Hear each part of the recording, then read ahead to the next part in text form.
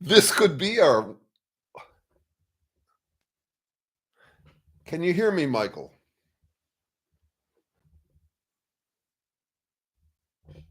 Oh, can anyone hear me? Can you hear me? Can you hear me? Are you hearing me? Let me know. I love to be heard. Okay, I can't tell if I'm being heard or not, or if I'm hearable. Oh, yeah, I seem to be hearable. I think so. All right. Hello, then. Hello. I am heard. Hello, Tim. Nice to see you. Um, Hello, Shirley. Nice to see you. Uh, yeah, the herd is heard. I wish the herd was heard. This is a one-way conversation, meaning a monologue. My dream come true. I once started a group called Toastmasters Anonymous for people like me who were addicted, who admitted that they were addicted to talking, to speechifying, to preaching, whatever. Um, Let's see. It's been a productive week. I'm gonna see if I can change the lighting a little bit here. Uh, Me and my technical challenges. I put out a video yesterday that several people informed me was had a buzz in the background, and I didn't even hear the buzz because I'm half deaf. Um, uh, Lost a lot of high end hearing. I'm not sure how. I suspect I probably lost it by speed listening to books. I've played music all life long. I played in bagpipe bands that would rehearse inside of gymnasiums. That wasn't probably good for me in my youth. But and none of my brothers have it, so I don't know how I have the hearing loss. But anyway, enough of old duffs complaining about their ailments. But I'm sorry for that buzz, and I did create a re-recording of it, but I don't know whether to post it or not because I don't want to confuse people. Anyway, um, let's see. Thanks, Jeremy, for the offer. Or the one we'll make it happen. Good. All right, glad to hear it. Let's see. Lots on my mind. Just came out of an academic meeting yesterday and realized that there was a kind of a fundamental thing I'm up against. So we can get to any topics you like, and I like the suggestion we got last time, which is that we, if you've got something you want me to respond to, put it in all caps, and I won't assume you're shouting at me, even if you are. And also, I've said, critique, comments, all of that build on what I'm saying too. Obviously, critique is welcome. This is all stuff in play. We're uh, One friend says that the phrase that she likes most from me is "I'll adjust." It's that is, I'm dealing with. We're all dealing with challenges, tough judgment calls, and if I make a mistake, I simply say I'll adjust. Let's see. But anyway, so that means that you can build on things, critique things, whatever comes to mind. Okay. In the meantime, I came up with an acronym yesterday for something that I think is a real problem for human beings, as it would be for any language using organism. It's symbolic pseudo-efficient cause. Efficient cause is Aristotle's term translated for cause and effect. Uh, uh, Objects working on objects, billiard balls, that kind of thing, the push and pulls of physical objects. We have a problem as human beings because we reify, which is that we turn abstractions or ideas into words. I do a lot of that. Uh, but we tend to make it seem as though these abstractions that we have reified, turned into solid, imagined solids, act on each other like billiard balls. And the problems goes way back. Plato's dealing with that. He's talking about ideas or ideals in some other realm that somehow act and influence us. So that's been on my mind, and uh, just one of the challenges that I face as a language using being, trying to understand trying to understand beings from the ground up. And we do have an alternative to that, which I've put out in various videos, and a book and all of that. But but to really understand what things are, there are durable objects. There is efficient cause by Aristotle's standards. That is a rock hitting another rock or whatever, car crashing into a rock. But we're not that. We're something different from that. We don't just exist by durability. We struggle to persist. Um, and so it takes a different use of language to pull that off. So that's been on my mind. I've got another video coming out in response to a comment I got on YouTube. Someone saying these ideas make a lot of sense to me. I just it's going to be hard to integrate them into my bones, and amen to that. There's know that, and then there's know how, and so it takes a while to get to where your know that is know how. I in the evenings almost yeah, when I'm not out, I'm at home practicing bass, turning concepts that I understand into muscle memory. That's a whole process. And I think it's worth it on the stuff that we're talking about here. So I got a video coming out on that. It's been a dizzyingly wonderful week. Does anybody have anything that they would want to address here for us all to explore and wonder about? Uh, while waiting to find out, I'll put in an advertisement for tomorrow's study group. The study group is meeting tomorrow morning at 9 o'clock California time. That's and we are we've gained some new members from the videos, and some old members have said they want to come back. The last few meetings have been very productive. So this is a study group in which people get together and report on engagements they've had with people there's no talking to.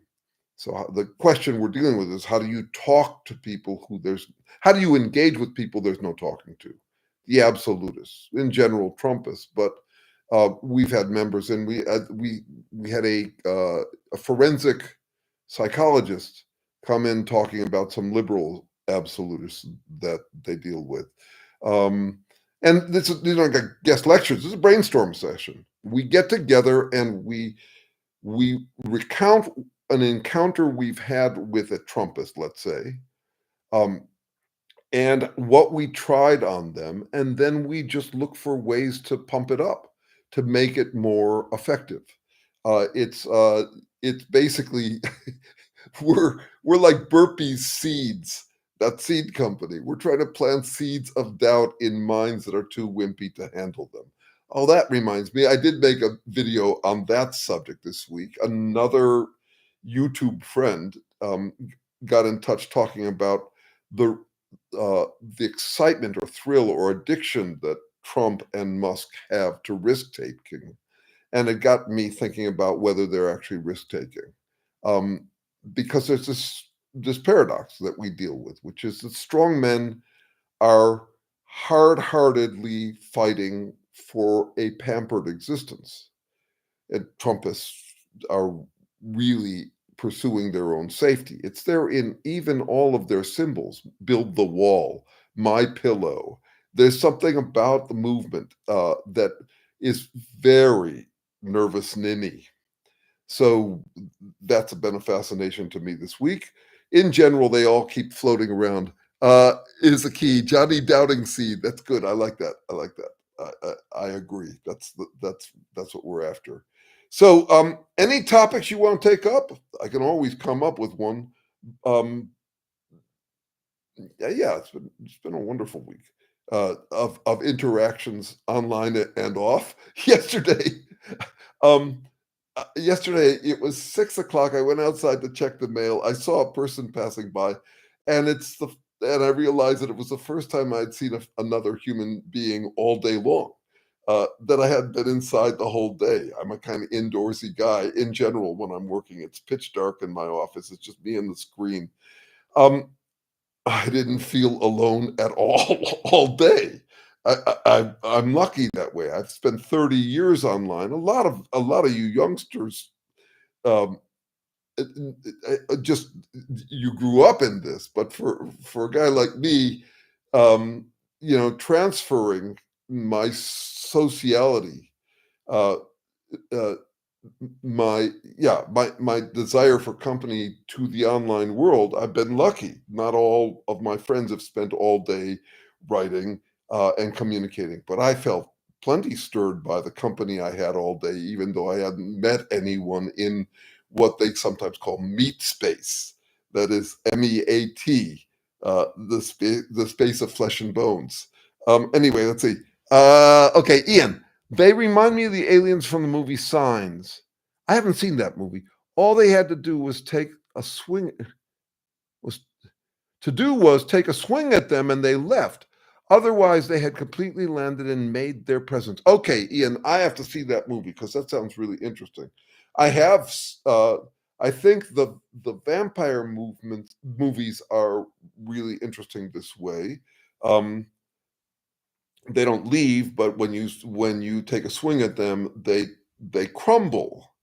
Um, it's a kind of a wish that I think that any of us might have about our opponents, that they would be that easily defeated. You hear it in the bravado from the Trumpists about libtards and the libtards about Trumpists. I'm not talking about other people's libtards. I'm using that word on me. I'll often take an abusive term and embrace it the way that we did with the N word, the way that they did with the N word.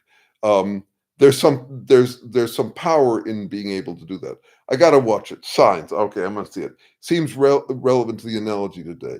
Yeah. So this is my experience this week. I'm grateful that I got some trolls. I harvested a few trolls to plant seeds in on on uh, on YouTube, and I'm very fussy about what I call a troll. A troll's not just someone who disagrees with me.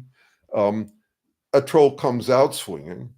And in every case, this time I didn't go the curious, softer route. I didn't try to seduce them into conversation, but I was vicious in my response, and they disappeared. There is that about them. I had a client conversation that indicated the same about someone who, yeah, in my estimation, is basically trolling this guy. That when he barked back, the troll backed off, disappeared. They ran away. Okay, so Ian, count on it. I'll even watch it tonight.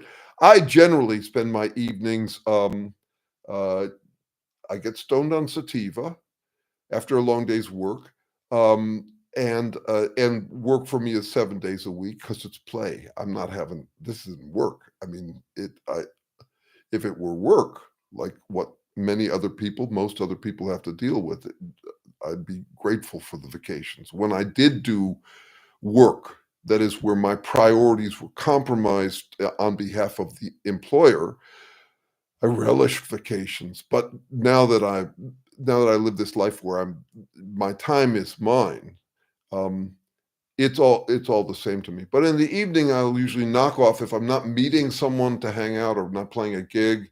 Um, I'll be at home. I'll get stoned on sativa. Usually, you'll have some ideas that come to me. Last night was fascinating. I took too large a dose, brainstormed up a storm, and then ended up multitasking in my incompetent state until I said, "Better to edit this video tomorrow," that sort of thing. To me, getting stoned is not really an altered state anymore. I don't get stoned during the day at all, for a few reasons. One is one is that I have these kind of superstitious rituals. Like I work during the day. I did take off to do a rehearsal with the band in the middle of the week, but most of the time I don't allow myself to do that sort of thing.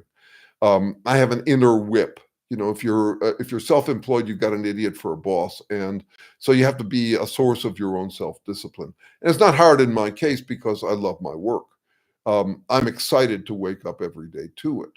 But still, I'll knock off. I'll watch TV tonight. It'll be the movie Signs, um, and I practice while I'm doing that. So I'm practicing bass, and I seem to at this stage in my bass playing. Uh, I can do fairly technical practice while watching TV.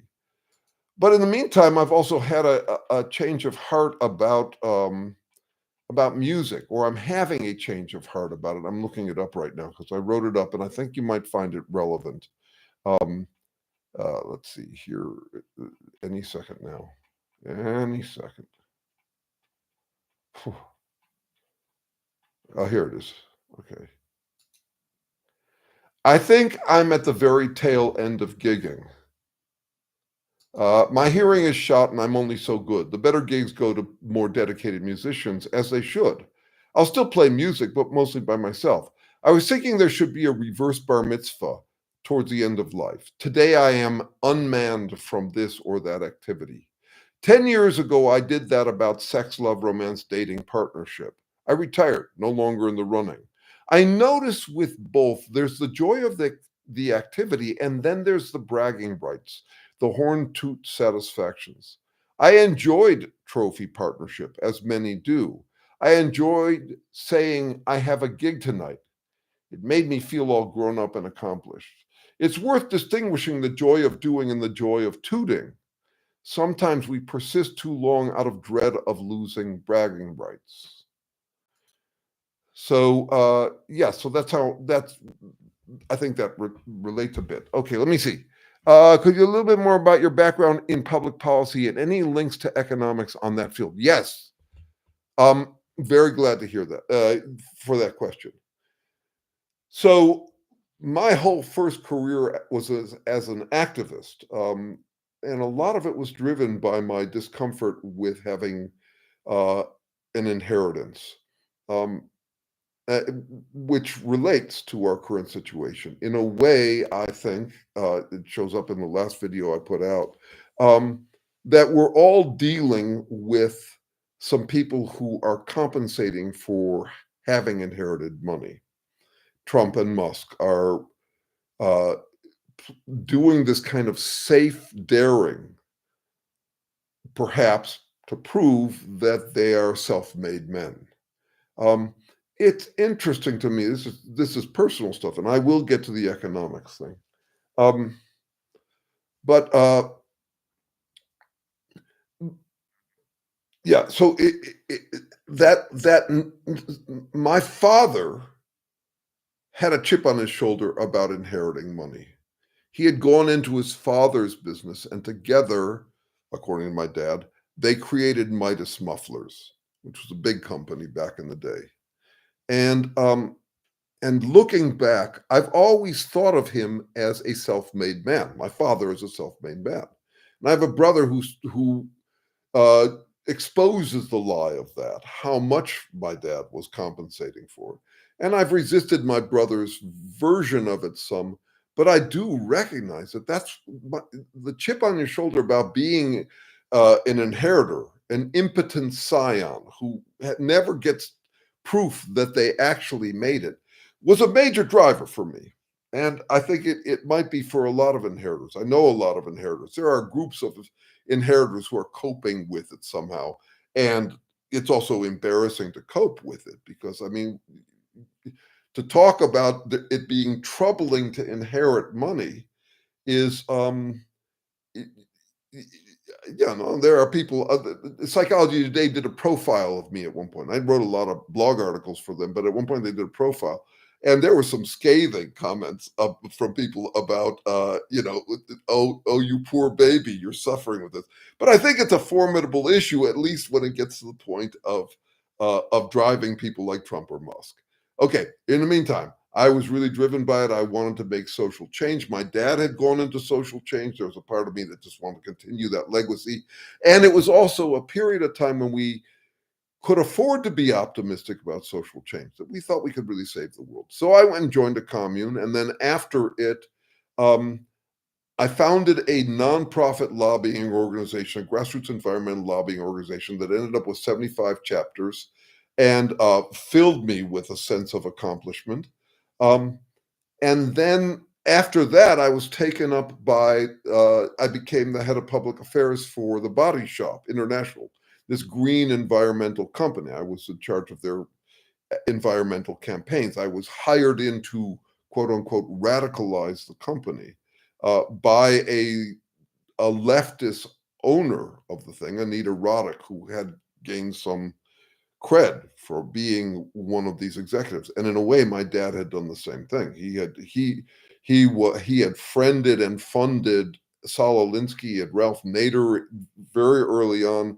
He was doing radical stuff for the CEO of a company. Okay, so I was sobered by my work in public affairs. Um, and my work as an activist. This was shortly after the end of the Cold War, so to speak. Not that it ended. We are currently fighting every battle we ever won, refighting them against monarchy, against Soviet domination, against fascism, against Confederates. Worth recognizing. So I was sobering up about what it cost to make social change. Before this time, I had given away well over $1 million, probably closer to two, to various social change stuff. And it was like, for the first time, I was looking at the price tag on this stuff and how little difference it made, understandably, in a country of 350,000. I was kind of getting over the pride and comfort I took from giving away all that money. And I decided I need to roll up my sleeves and go to public policy school and really try to understand what the actual fuck we're dealing with in making social change. And it was a very productive 2 years for me.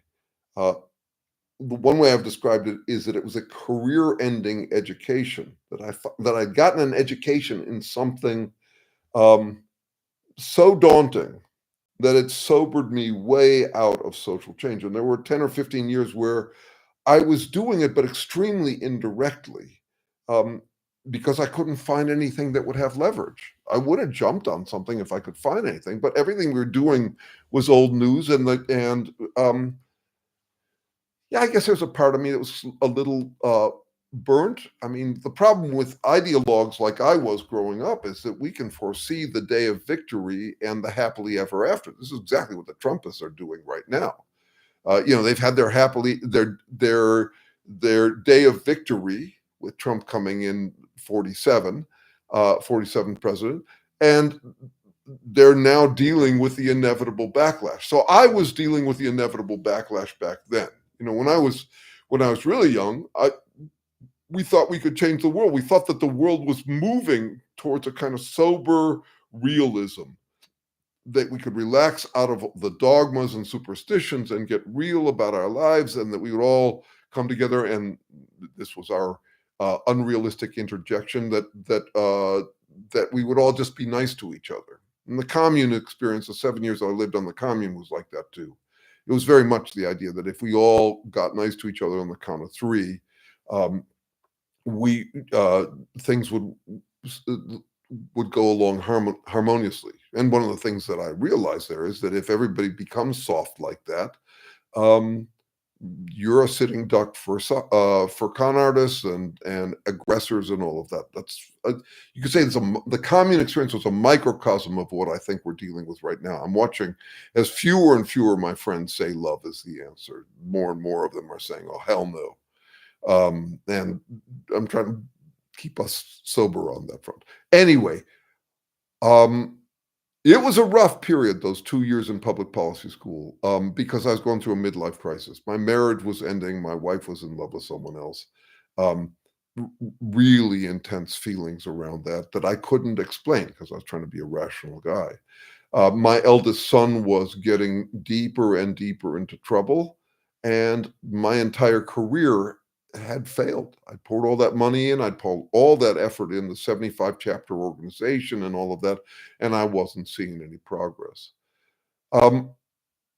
So to be in that state, that crisis state, and also be trying to distract myself with graduate school microeconomics textbooks was a rough go. Um, uh, and it was the pivot point for me in my career. I remember sitting in an ecological economics course and recognizing that what I was up against was more challenging than most. What we're up against is more challenging than most activism. Most activism throughout history has been people proudly crying, "We demand more," or "We deserve more." whether it's a good cause or a bad cause. Nazis did that. Women's movement did that. Stalin did that. The civil rights movement did it. So one way or another, if you want to motivate people, if you want to galvanize a movement, the way to do it is get people proudly crying, "We deserve more," and for better or for worse. And that I was trying to get people to say we deserve less. That is that if you're going to do environmental work. So there was that. In the meantime, microeconomics and statistics fascinated me. I saw them as the quantification of karma. Statistics is the quantification of karma. That is the dynamics of cause and effect.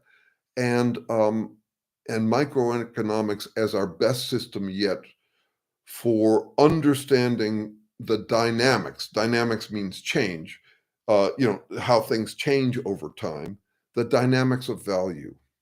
And I got interested during that time. I got interested in bioeconomics, which was kind of an early interest in how biology is also dealing with better, worse, good, bad, value.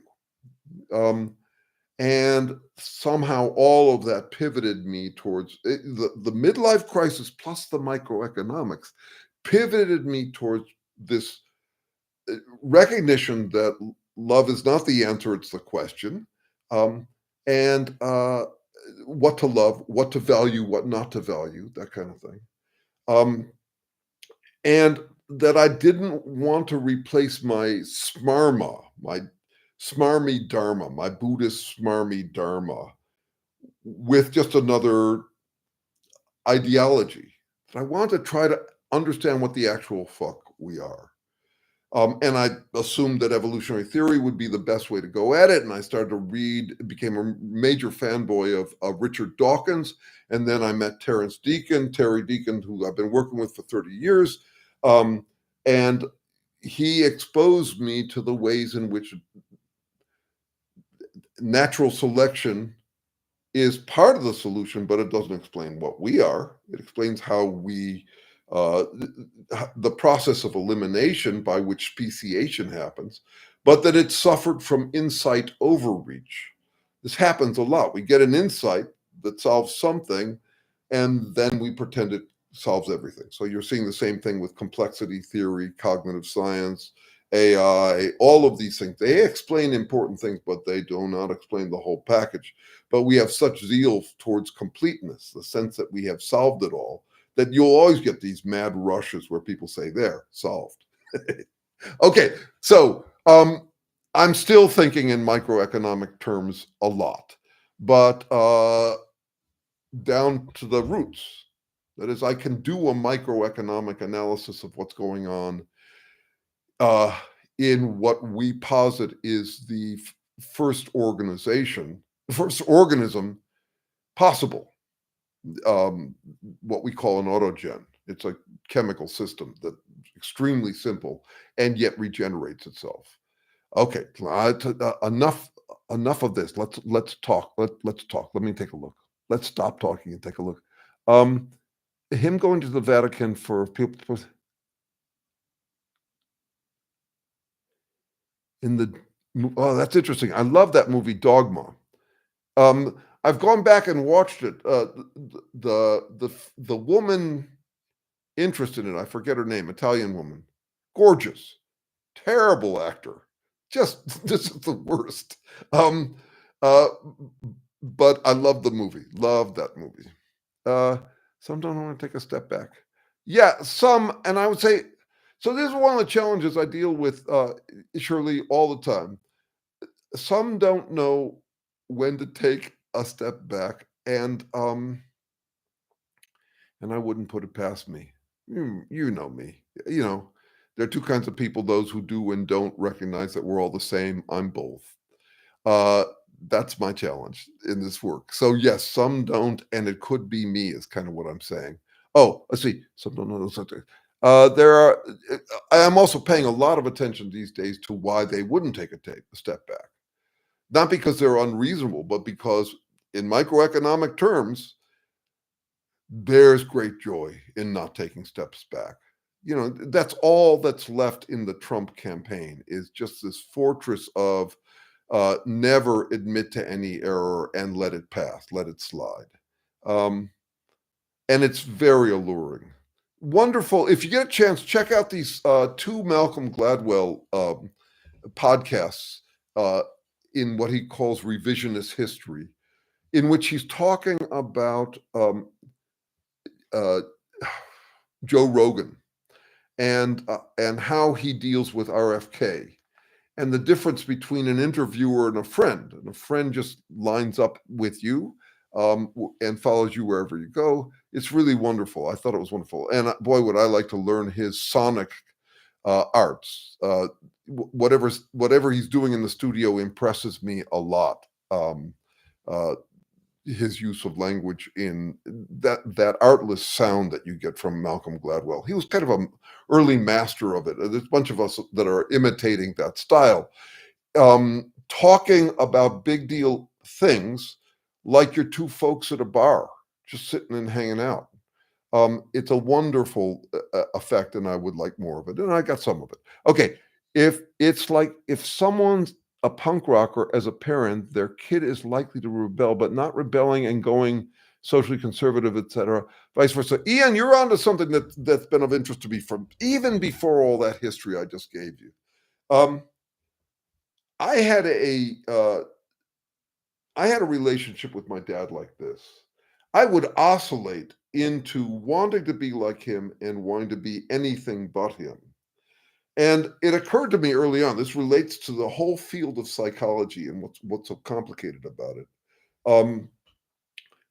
If your father's a guitar superstar, it means you're more likely to pursue that, and it means you're less likely to pursue it. That is, there's a kind of a toggling that can happen. That happened for me a lot. I mean, I rejected everything my dad did. At one point, at age 14, I called him a bald gorilla, and he called me a vile toad. We were, and then like 2-3 years later, I want to be everything he is. So that kind of thing is an issue in psychology. If you imagine, you're trying to stack logical concepts like this causes that. And it either causes or prevents that. A father who's a guitarist success will either cause the son to be a guitar success or cause the son to be as far away from guitar success as possible. I speculate with my middle child, my what is he now? He's 41. Yeah, he's 41. About whether he became an auto mechanic because it's one of the turfs that I was completely unrelated to. I had no interest. I had very little interest in cars, like none, really. I mean, I tried it at 18 or something, but it wasn't my thing. And I drive a 2010 Prius. I'm not. For a while, I drove a Honda Insight and had this research. I was working for Eli Lilly at the time, and had this guy I worked for who was a PhD lawyer, MD, and he drove a Jaguar, and he'd say to me, "Jeremy, your car is not a babe magnet." That's true. It was not a babe magnet. Anyway, my son, he said he denies it. Yeah, Malcolm Gladwell. He denies that he went into auto mechanics because I wasn't into it. Who knows? I wouldn't insist on it. Is anyone else struck by? I don't think I've noticed it until you pointed it out, Jeff. Jeff, I think you're talking about mufflers silence things, right? And I'm kind of noisy.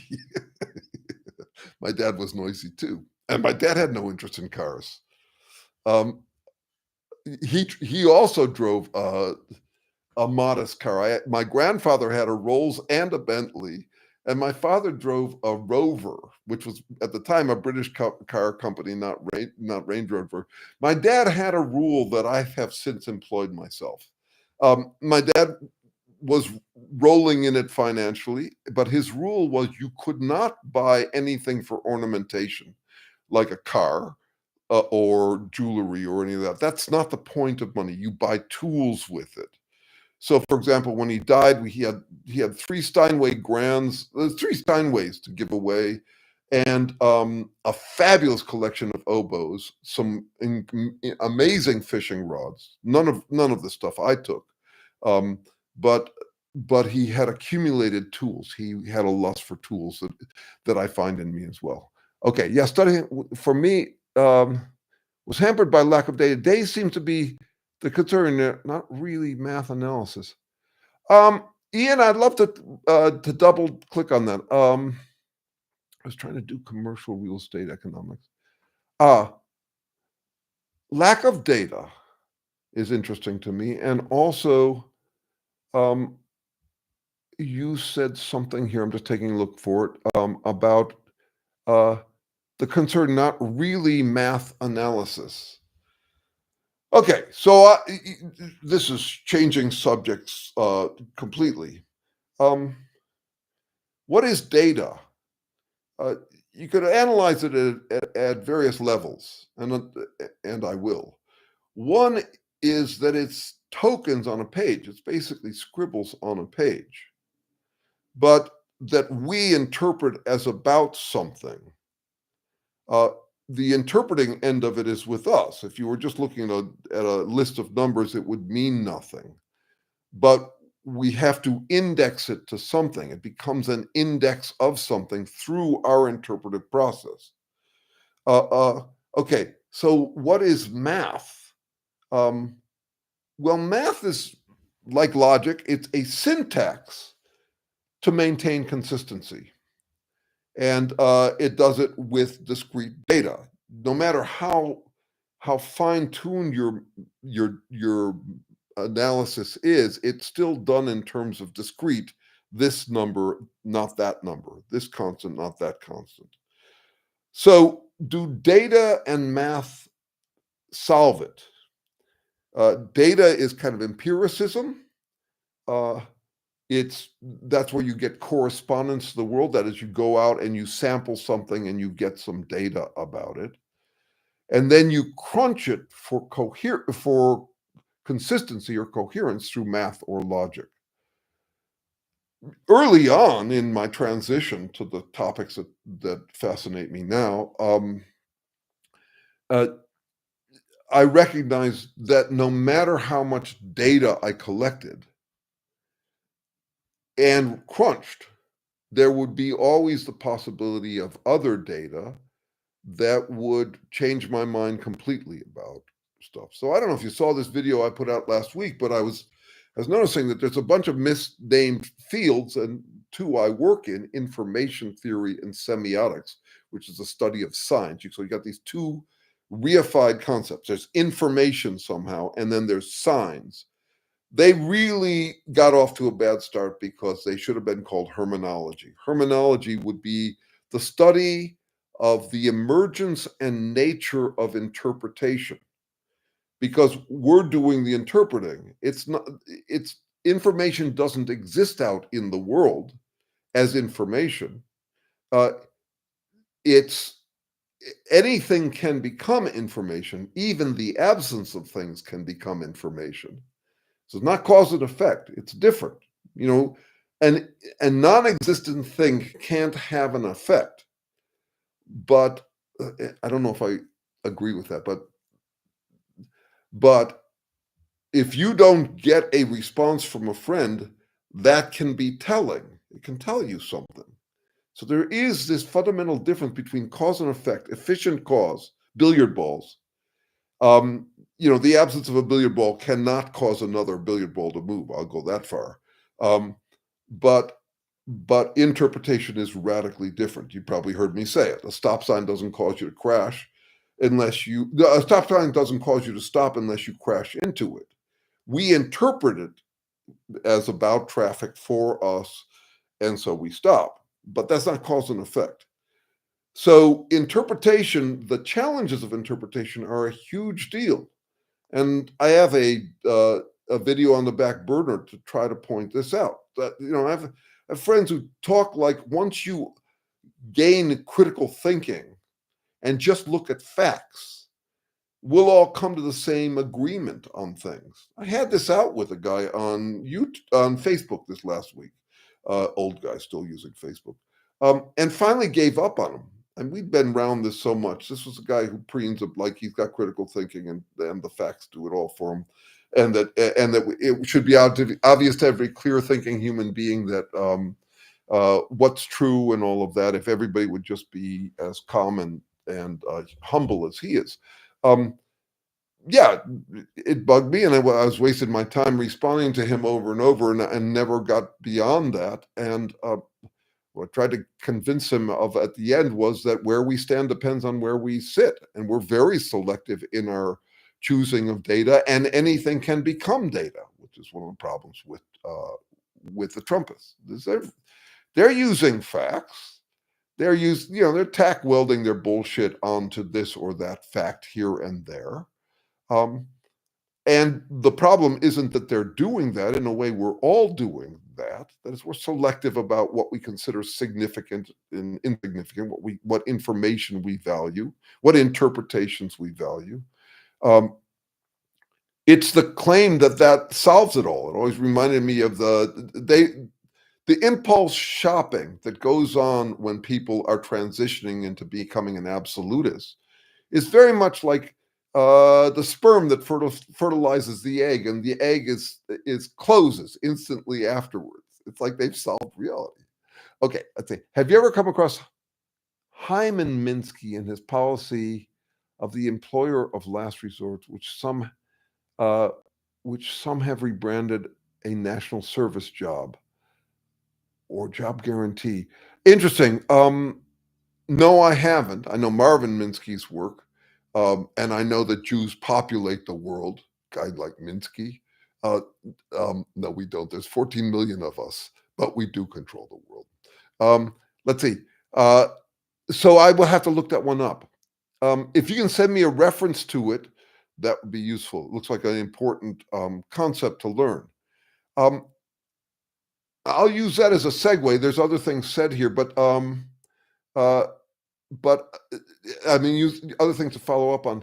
But I sometimes refer to this work as intellectual. I don't think of it that way, really. It's kind of like heart and mind curiosity together.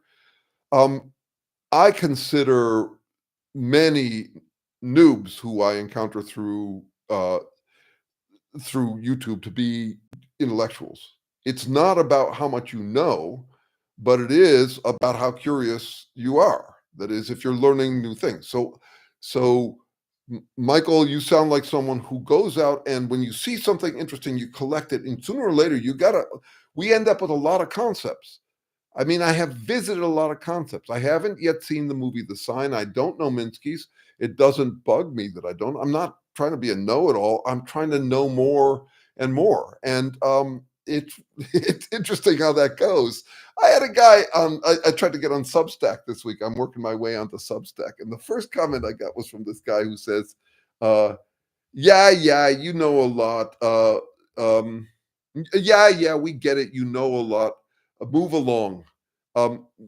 He adopted the monastic we, the royal we know, like he represents everybody who's responding. But he also raised for me an interesting question. He kind of was saying, you think too much, and you're a know-it-all. So I guess the most coherent story you could make out of that is, here's a guy, me, who's just desperate to win all the arguments, and so he collects up all the possible knowledge. But which is it? Am I learning more than you feel you need to learn, which would make you the know-it-all? Or am I the know-it-all? And I have a policy now. It's fairly new. It's only about 6 months old. But when someone has decided consistently that I'm just trying to win, we're done. We're done. I mean, what am I going to say at that point? It's for lack of a better word, and using this term is not going to change the world one way or another. Those are tar babies.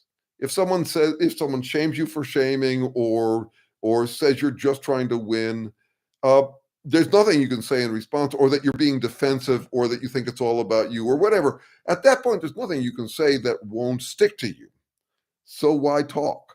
Um, I wish them well elsewhere is what basically happens. Okay, so Maggie, I love you too. Let's see. I don't know you, but I love that you're here. And it'd be fun to get to know you. Be fun to get to know any of you all. And I think we are sort of, but I wish this was more two-way. I may turn this into a, a an offline. I don't know what I'll do, but it would be great to have a conversation as broad as this. The study group is one thing. We're really focused on how do you talk to people there's no talking to? How do you engage with people there's no talking to? But a wide-ranging conversation like this, fabulous thing to do. Uh, Minsky's control the world. Yeah, and how'd they pull that off with that name? The Jewish last names are really something. Finkelstein, Minsky. It's yes, and Chomsky, who I'm a fan of his political work. I am not a fan of his linguistic work. Uh, it'll take a while to unbury ourselves from that. Okay, yes, Toto now, except for pesky Gödel. Girdle. If you, I encourage you to see my video called Girdle Mighty, which is me playing God, which is great fun, by the way.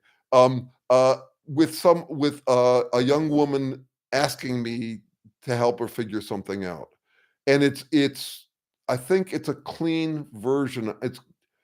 I like it for how it makes Gödel's contribution intuitive. It's very hard to make intuitive, and I think that was a nice effort on my part. And why not? Because I'm God, right? So that's what modeling data comes into play. Right. Okay. Well, so modeling data, Rev Walt, I don't know if you were here when I began, but I did come up with a new term yesterday that I want to plant as a seed in you, in everybody, in the whole world. The term is SPEC. It's symbolic pseudo-efficient cause. So when we model, I'm arguing that there's two kinds of modeling. One is where you have a concept and you give it a name, and then you treat it like it's a solid object, like a billiard ball or like a magnet. And then you use the metaphor of pushes and pulls, like efficient cause, and you draw models of it, or you mathematize models, or you play them out in logic. That is by far the most popular um, system of modeling in human history, throughout human history, and I will argue in any intelligent life form we would find anywhere in the universe. To me, an intelligent life form, what they mean by that is one you could communicate with, and not just through icons and indexes. Icons are similarities. That is, I'm iconic of the guy who was here last week. I have features in common. That's iconicity. And not indexicality, which is basically pointers. That is, if you hear a dog barking in the other room, the sound points to the dog. That's indexicality. All organisms have that and have had to have that from the beginning. But humans have a different system. We have, in addition to that, and built off of that in ways that I could go elaborate, built off of icons and indexes, we end up with symbols, which are these abstract terms. And I would argue any intelligent life form in the universe would be, by definition, we'd be talking to them in symbols. We'd have to translate and all of that. Symbols are radically different. We swim, and if you want to understand why your life is sometimes challenging, look to symbols as a major factor in it. Why our lives are radically different and more anxious and more delusional than those of other organisms, because we can do this kind of modeling with symbols. And the modeling is all done in this kind of efficient cause way, and was from the beginning. Plato, Aristotle, Jesus, all of them were doing it that way. So I swear, if we met an intelligent life form elsewhere, they'd be dealing with the same conditions, the same pathologies, the same delusions we would. I'm quite convinced by now that climate change isn't an exceptional problem for us. I would guess that it has snuffed out, it or nuclear war or something like that would have snuffed out quite a few intelligent life forms elsewhere in the universe. And here's why. First of all, intelligent life forms would tend to show up very late. This is a fancy trick we do with language, with symbols. And then the nature of life. There are a bunch of theorists these days who say that life is in the maximum entropy production business. And I'd say, yeah, humans are. We're burning through a lot of fossil fuels. But no, life isn't. Life is actually fighting against the second law. And that's why it leaves fossil fuels. So if you ended up with this late evolving critter like us, like humans, there would be fossil fuels. And they would, with symbols, be able to engineer symbols and tools. They would go hand in hand. Tools came first for us, but they dovetail a lot. The fact that I got a hand and I got a mouth, all of that. So they would come up with it. They would exploit it way faster than they can afford to. And they would, because of symbolic competence, their capacity to use language, they would rationalize it just like we have. So I'm saying climate change and climate change denial, not caused by astronomical effects, but the kind of climate change we're dealing with here, where we've generated it by burning through all those fossil fuels, that and climate change denial would be something that would snuff out many. That's my best guess at how to solve the Fermi paradox, the paradox that there should be more life than we're seeing, is that symbolic species don't tend to last long. Frogs jump out of boiling water. Humans don't. We can stay in it for a long time. We're masters at rationalizing. And our motivation to rationalize is intense because we have language. So you've heard me say it before. I think of us as trudging through a sandstorm of mojo eroding possibilities, all the potential real and imaginary threats and missed opportunities that can keep us awake at night. We are an incredibly anxious species with a very handy workaround, which is self-reassurance through language. Legend in your own mind stuff.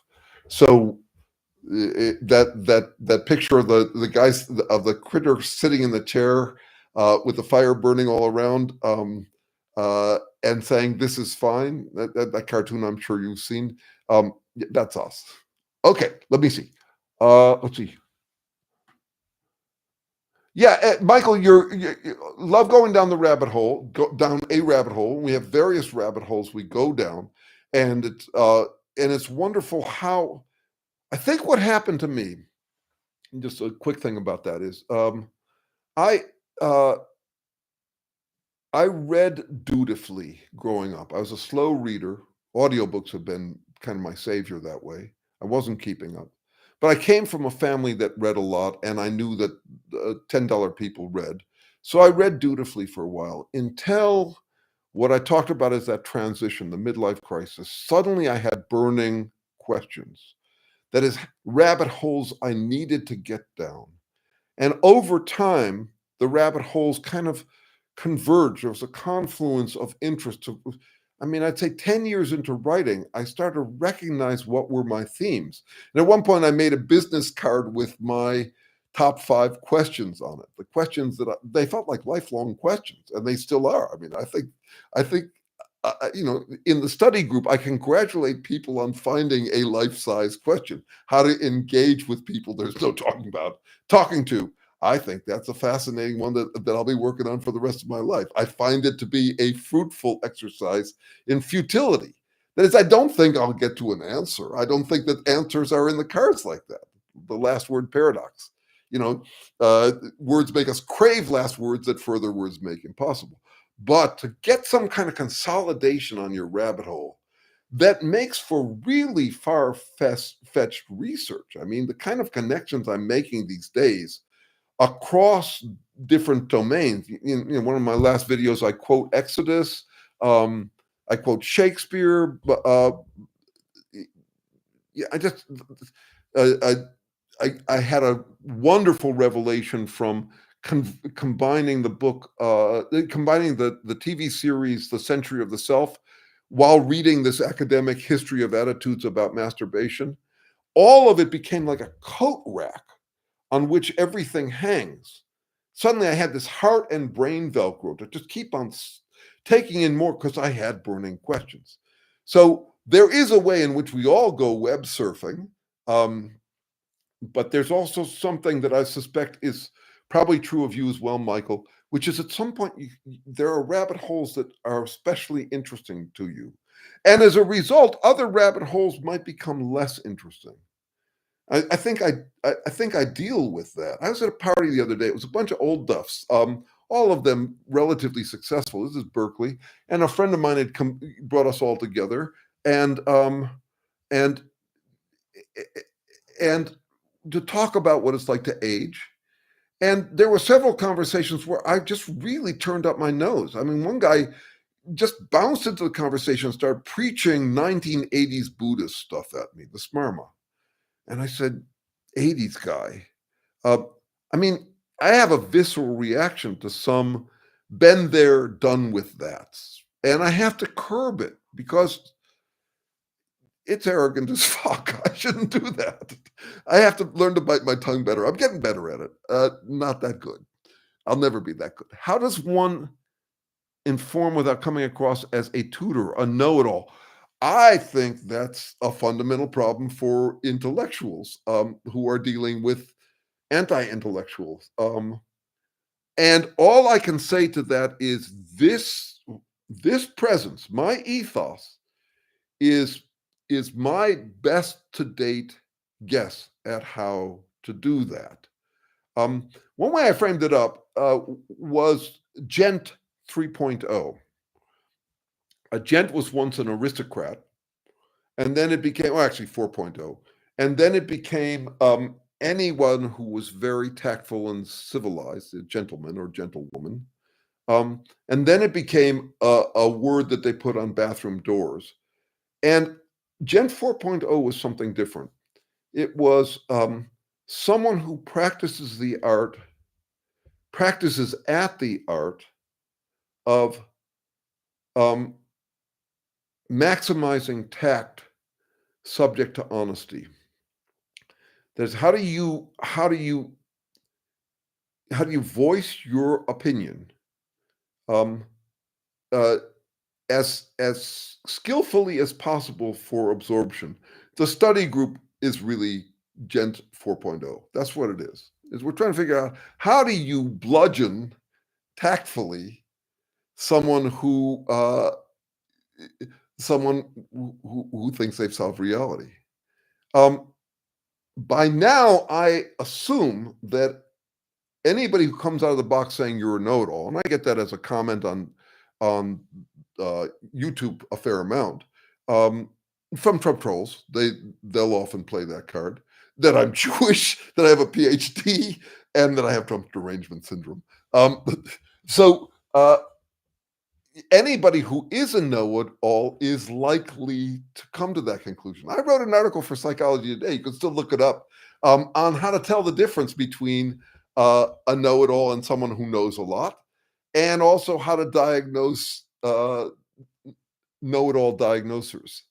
And I get this fan letter from this guy, and he just totally wowed by the article.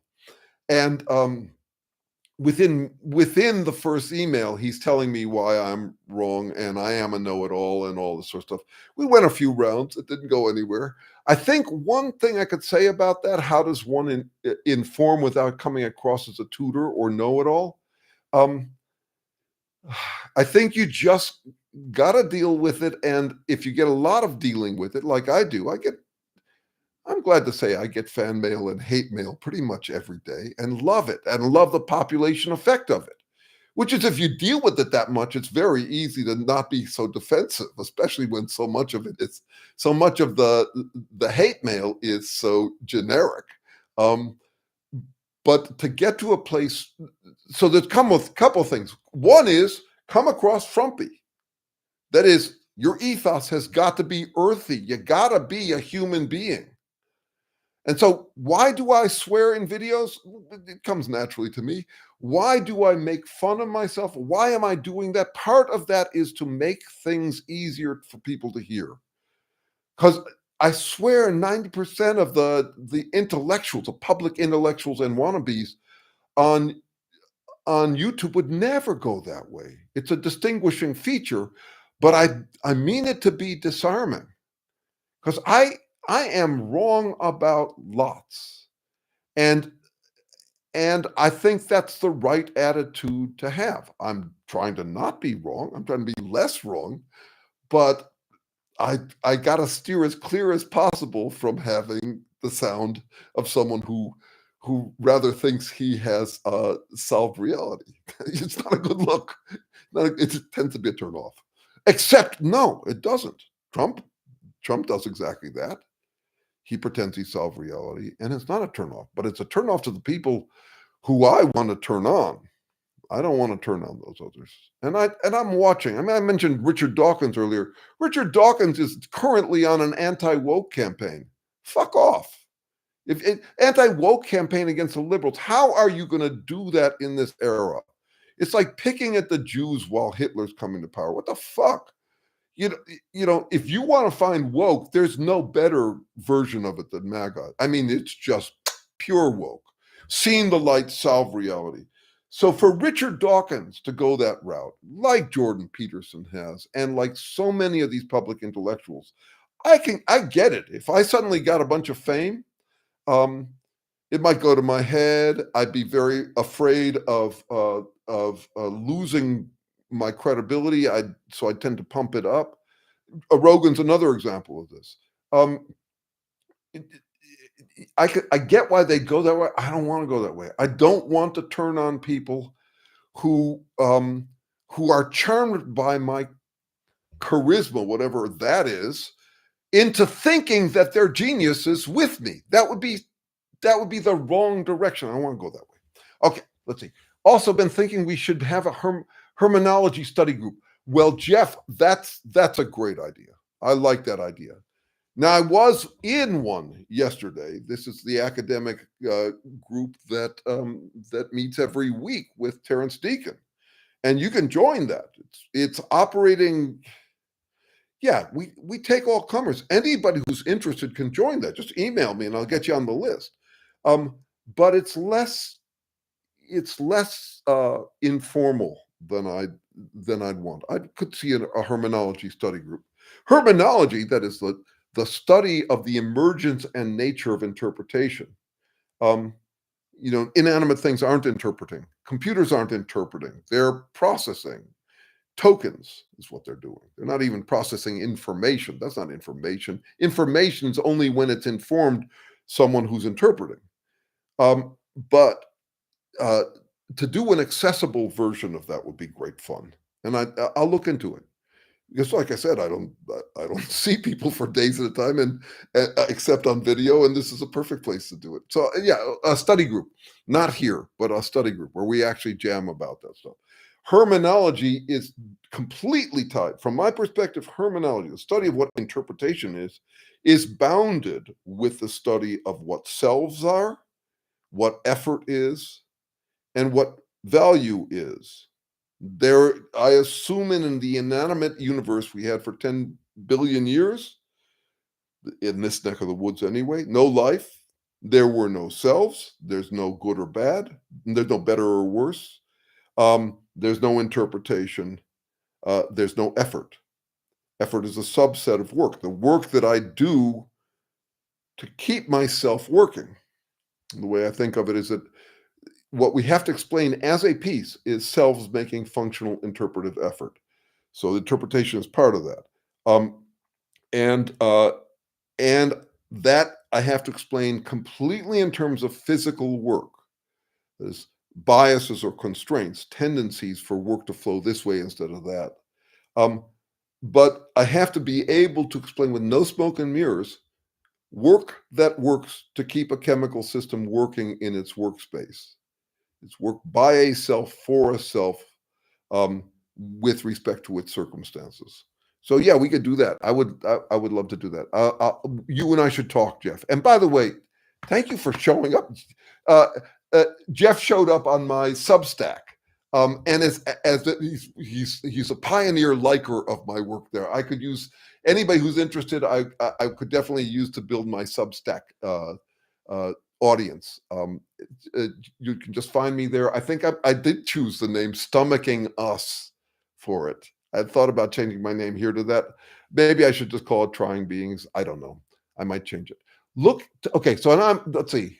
All right, we're doing okay, and I'm going to keep talking because you guys are you're strangely silent. I don't know. I'm listening, but I don't hear voices. I'm reading. Looking to talk to people who are difficult kind of reminds me of Larry King, but he was sort of a proto Rogan, so maybe not great. Ian, I really recommend those Malcolm Gladwell audios if you haven't heard them. Um, uh, let's see.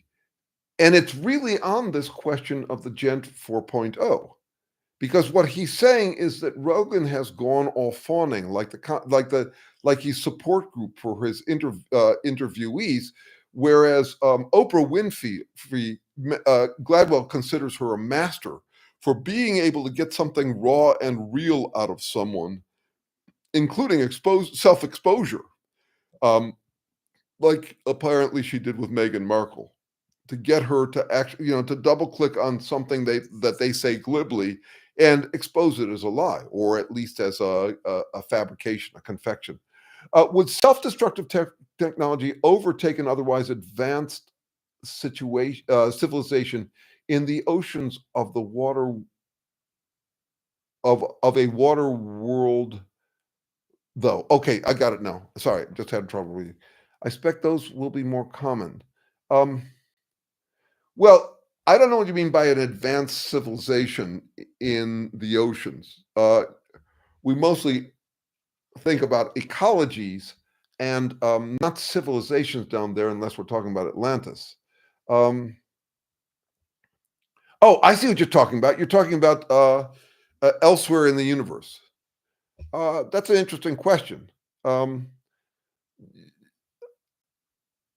yeah, I'd have to think about that one. I don't know. Climate. Um, yeah, there's a lot of factors that would go into that one, including what toxicity does in the ocean, how much technology you could actually pull off down there.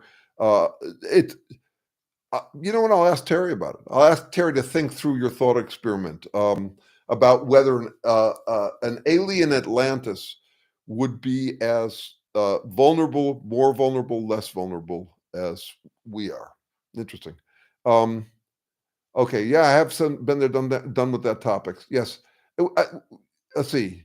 Sometimes it's about something. Thank you, Shirley. Uh, by the way, speaking of walking away, I I want to give myself kudos for not giving myself kudos. I, I don't end up coming. I am grateful for these conversations, and I do get reminded that I know some shit. But mostly, I walk away from these conversations and I just get back to who I am. I don't come away thinking this is. I'm giving myself a kudos for not so far being tempted to go the way of that public intellectual who comes away all chuffed, all like, "Wow, I really am the hell of king of solving reality." uh, don't take my word for it when I say that I'm humble. Don't take my word for anything. You don't know what you have said until you learn what others have heard. I get that. That's true, and that's also yeah, that's part of the art of being in Gen 4.0. So I'm going to remind you, a Gen 4.0 is someone's going to maximize the tact of their honest opinion. Don't try this at home. There are lots of places where this is unsafe to do.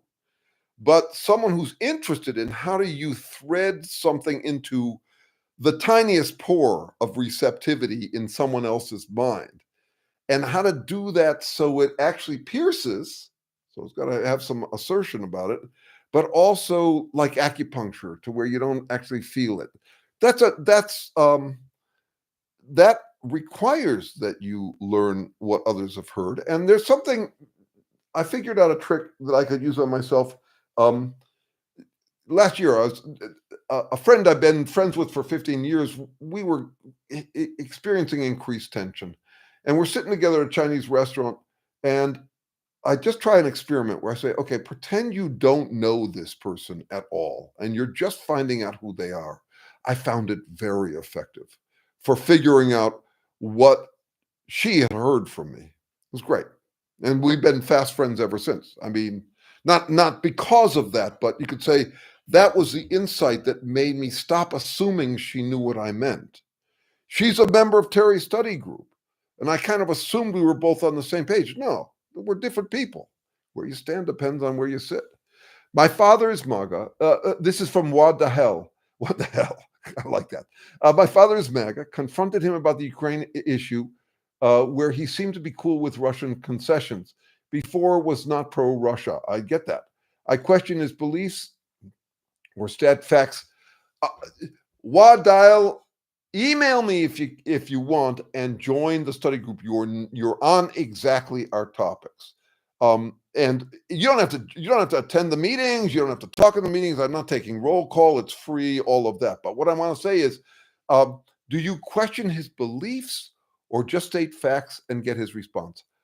My response to that, after lots of trial and error, none of it surefire, it's all about repertoire, not recipes, is I don't think your father has beliefs. I think he has feelings. And I don't think facts will get to him. I don't think that they'll have the opposite effect. So from my perspective, this is how I frame it. It's very similar to what I was just talking about Gen 4.0. This is a person who has fallen into the confidence that one can get from all sorts of extracurricular activities. I don't know what your father does. He may be a very decent person, but who's not MAGA in his everyday life, but he has fallen into the land of absolutism as a hobby. This is very much like religion, any kind of or ideology, and it's not exclusive to religion. You can do it for spirituality or whatever. It's a feeling thing. It's an impulse buy because you feel like you've had a breakthrough. What have you broken through? Well, you've broken through any kind of doubt or internal ambivalence or confusion. And it's a confusing world these days. It's easy to get overwhelmed by the quantity of factors you could take into account. So now he's hiding in assholeo. Sorry, I don't mean to imply that your dad's an asshole. What I mean is that it's absolutism. And the folk psychology term for absolutism these days is asshole. And I'm trying to be clear on what it is, but I'm also trying to be accessible. I mean, I'm trying to make it as intuitive as possible. So he's fallen into this land of absoluteness about his beliefs, and he doesn't care what he believes. That is a Trumpist. I won't talk about your dad anymore. I'll talk about Trumpists. They don't actually have beliefs, so I make a point of never saying Trumpists or Trump believes or thinks this or that. It's a feel thing. And that's why they can go from being the most virulently anti-Russian to being completely happy with Russian concessions, and some Trumpists actually going so far as to say, we need an authoritarian dictator like Putin here. They were never really paying attention to politics. They were going with the flow that made them feel like they know. That's all. So you have a couple of choices with a guy like that, with a person like that. But the object of the game is to get them to be human with you again, instead of just standing transparent in front of some ideology so that you won't see them as a human being, but we'll just see what the ideology they stand for, right? Once again, what the ideology is, what the belief, not relevant, not interesting. I'm talking about what's going on psychologically from my perspective. So you can either seduce them out or poke them, but one way or another. And to poke them is to actually expose them as doing this. You know, one of the earliest lines I came up with is, see what he did, he'll say or do anything to feel like he's right and righteous. That's the only reason he's drawn to Trump. See what he did there? I like it because it's no matter what you say in response to it, it sticks to you. I would never use that with decent folks, but I would definitely poke an absolutist with that. I would like to tangle them up in their own stuff, and it's really about character.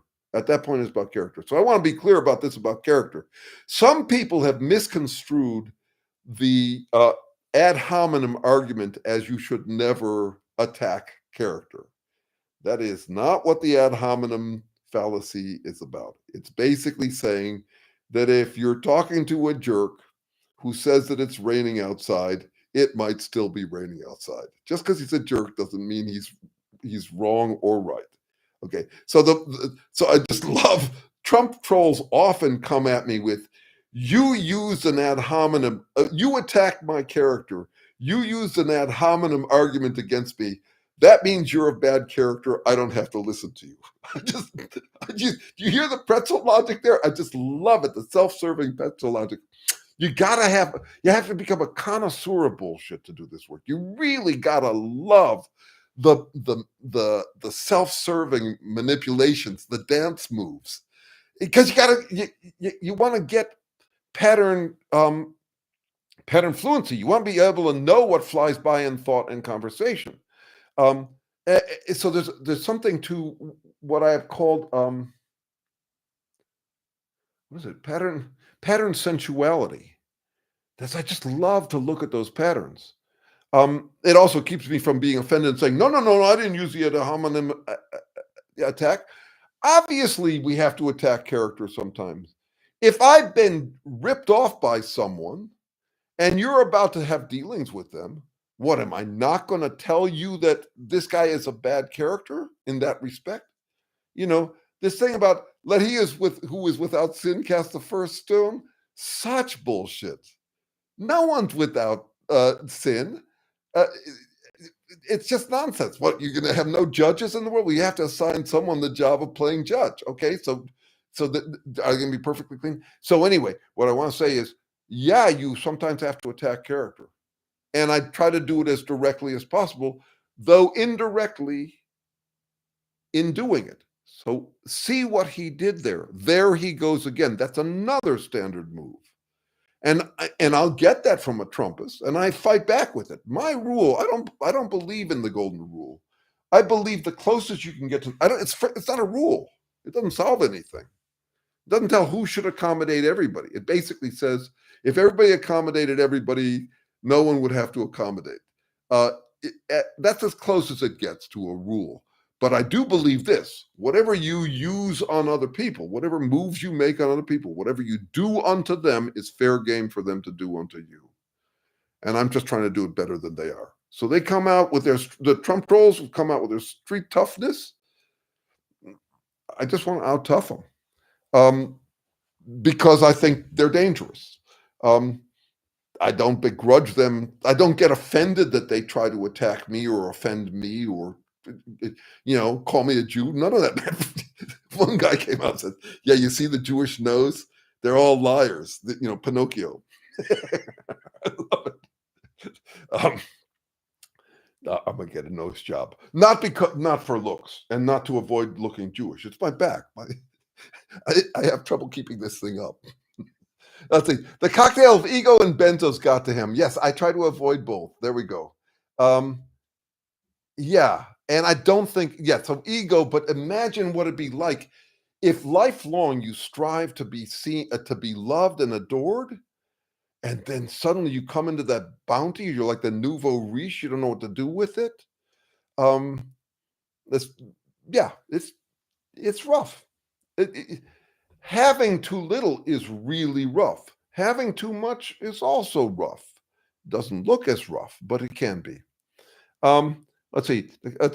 Richard Dawkins and Jordan Peterson can't even give a definitive. No, that's right. And I'm giving a generic definition to woke. I'm not interested in lifestyle brands. All I mean by woke in this context, I can use it in the liberal context as well, but in this context, in general, what I mean is the sense that you've seen the light, taken the red pill, exited Plato's cave, and solved reality. I once was lost, but now I'm blind, is how I think of it. So that they can, yes, that's right. Both people, okay, let's see. It's ironic they are adopting AAV terms. I have to look up AAV. Uh, you finally got okay, man. Thank you. Thank you. Jeff, right? Someone else came up with it, but I came up with it first. But there was someone probably before me who came up with it as well. It was so obvious. There's a paper written by Innes back in 1930 in which he posited that money is a token of debt. Yes, and if you and I don't know if you've read David Graeber's book, Debt, a 5,000-year history. I found it. I got on a whole David Graeber kick and read all his books, audiobooks, but loved it. Learned lots in it. I solve reality. Just good. Okay, solve. I like solve better. Okay, what's up with assholes? Okay, bingo. Let's see. Being super smart has its own pains. Oh, don't I know? Oh, how I suffer. I don't think of myself as smart. I think of myself as curious. And boy, am I awed by some of the stuff that people do. I am just blown away. I'm not encyclopedic, so doctors and lawyers still impress the hell out of me. I'm some kind of encyclopedic, but uh, I don't think of. I spent my first 40 years feeling like an idiot, and I'm kind of grateful for it. A few ways round. First of all, I turned out to find out what I was curious about, and was lucky enough to be able to do that. I've been on lots of rides in life's amusement park, uh, and so that was lucky. But also, before my glorious fame for being a genius on YouTube, I'm making fun here, please understand. I really didn't have much audience. I'd write these books, um, and I put a lot of attention into trying to write these books. Um, uh, uh, but then when they were done, I wouldn't do much promotion of them. It made me feel grubby. Um, let's see. Um, Yeah, but I think it's actually useful to not have audience for long enough that you can kind of get weaned off of it. Some of the guys in the old folks conversation I had on Thursday night at a bar with a bunch of guys that my friend brought together, they have a weaning to do that I don't have to do. They were big deals in their day, and they're trying to figure out how to cope with being less of a big deal now. Um, Let's see. I love conversation with people who are not just talking, but rather playing. Yes, psychological check. Uh, I drive this guy crazy. Okay. I don't know which guy you drive crazy, but I love. For me, there's a kind of psychological chess, but to me, it's very serious play. And I don't, and come to think of it, this is the first time I've thought this. It's almost the reverse of a kind of serious play that we get with psychological chess. Um, Psychological chess can become what I call an infallibility death match. That is, I'm going to prove you, the loser, wrong about everything, and me right about everything, the winner, or vice versa. It's cutthroat death match over who's infallible. Those conversations bore the shit out of me. They are such a wasting wanking. It's no fun at all. But if you're serious about trying to figure things out and you're playing like it's chess, that I eat up. That's my favorite thing to do. It's one of the reasons why I can afford to think about giving up music. I love the intercourse that music is, but I love the conversation more. I made a T-shirt at one point that said "Sex is music for non-musicians," and come to think of it, I could make one which is: a conversation is uh, music for non-conversationalists, or something. That is, I find so much in conversation where we're jamming, where we're making it, well, where we're thinking and responding to it, and I'm such that that's where my day goes. I'm having that conversation with myself. I think you are the best conversationalist I've ever dealt with, the best fellow debaters I've ever dealt with, except for me. I mean, I debate myself a lot. Um, uh, and that's the fun of it. Okay, let's see. You're technically, I'm a Rev Walter. Are you technically a Rev? And I want to say uh, I am a doctor. You should say ah. No, I assume look. If I didn't think I was smart, I wouldn't have this confidence. What it is that I have this confidence. It's what I call a confidence that makes me more likely to play Jughead than to actually feel like Jughead or like Kramer. Then so yeah. So Mike Raskin, you're onto something important. I'm going to get to it before we quit here. Um,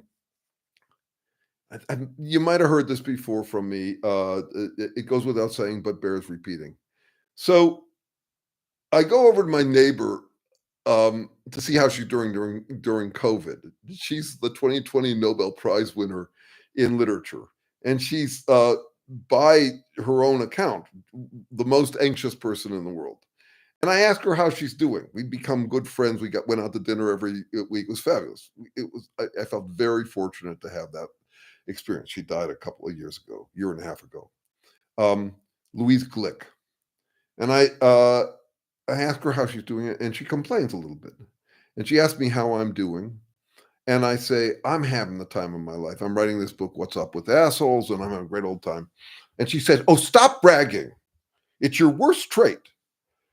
And it was fun to get abused by her. At one point, she said, Jeremy, you're no poet. She liked my poetry, but she said it to me. What a delight to be told by a Nobel Prize winner that I don't think of myself as a poet. I'll work in any damn medium, and I do write some doggerel, but I don't think of myself. I wasn't comparing myself to her.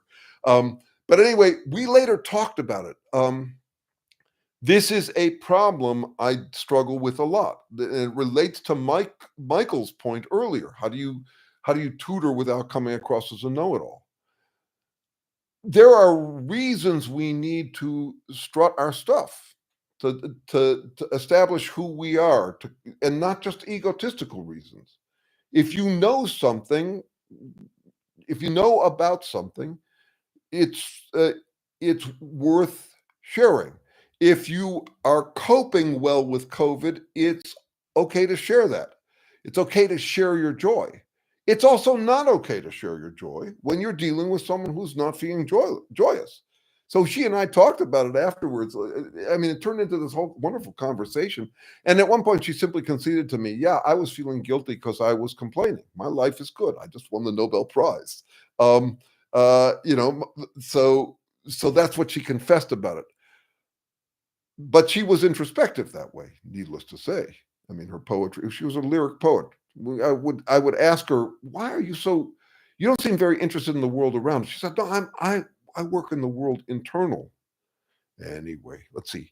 You should call into a YouTuber named Pine Creek. I should check into him. Okay.